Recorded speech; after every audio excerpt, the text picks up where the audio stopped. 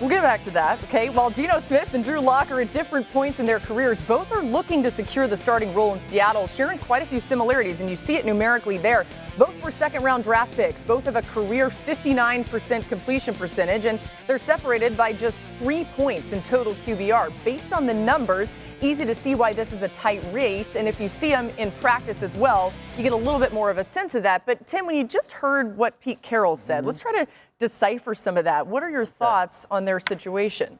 My thoughts are this, that they don't have 2-1s. That's my thoughts on this. Here's how I read this situation. Look, they wanted Drew Lock to be the starting quarterback. He hasn't played better than Geno Smith. Some of that's because he's missed time because of COVID. And so now what they have is a backup quarterback who's their starter, who can't get beat, who is not getting beaten out by a guy who they wanted to be their starter. And so now instead of 2 1s, they actually have 2 2s. That's what they have in Seattle. So, that's how I'm reading that situation. I think they're disappointed that Drew Lock hasn't come in and played well enough to win the job. Right. Yeah, so, RC, when you think about the quarterbacks, that's one thing, but then there's the rest of the team as well. So considering the thing holistically, how much confidence do you have in Seattle heading into this season? None. Yeah, like Tim, people are going to think what Tim said was his opinion, but it's actually 100% fact. They literally have 2 2s. Drew Lock was the 2 behind Teddy Bridgewater, and the guy you're playing the first week, they traded him and a bunch of other things to get that guy. The other guy who he's battling for the position with was the guy that actually backed up the guy that you played the first week. So essentially, you really have 2 2s. I mean, Jay-Z wrote a song about this on Reasonable Doubt that was called 22 2s. They could have fit this quarterback situation into it. And when you look at a team that's already struggling on the back end defensively, they're not strong on the offensive line, and now trying to figure out who is going to be their starting quarterback when they actually do have a solid set of skill players, that's an issue.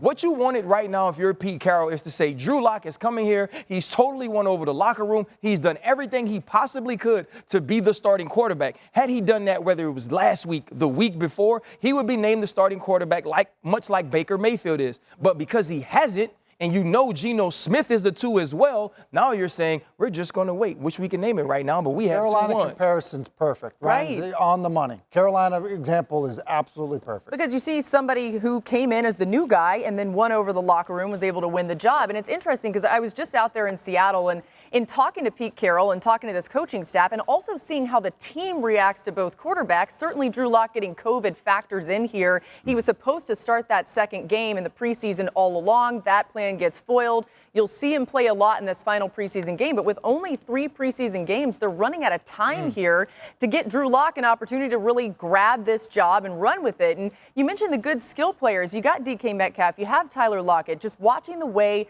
that the rest of the offense responded to Geno Smith much more positively than they did to Drew Lock. So some of that's familiarity, but I do think it's important context when you think about how this whole thing's going to shake out. And Adam, when you look at this from a larger standpoint, people say, well, why not bring Jimmy Garoppolo in? He's a guy that is still looking for a spot potentially.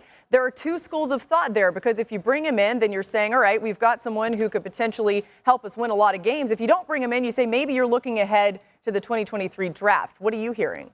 Well, Laura, I don't think they're looking at Jimmy Garoppolo right now as a viable option. They're certainly not going to trade for him, and I don't know that they would go ahead and consider him even if the 49ers were to release Garoppolo, which is no guarantee. I think the Seattle Seahawks are waiting for one of these guys to win the job. Drew Lock looked pretty good in the first preseason game against Pittsburgh, and as you mentioned, was on track to start the second week when he got COVID, and so now he'll play the third week. Let's see how he does. But I don't think Jimmy Garoppolo is in play for Seattle right now. Don't know that he will wind up being in play for Seattle. Seattle's quarterback looks like it'll come from one of those 2 guys, and we'll see which one they decide to go with after the final preseason game. Yeah, 100% you can expect to see a ton of Drew Lock in that game 3, so we'll see how that ends up looking. Thanks for watching ESPN on YouTube. For live streaming, sports, and premium content, subscribe to ESPN+.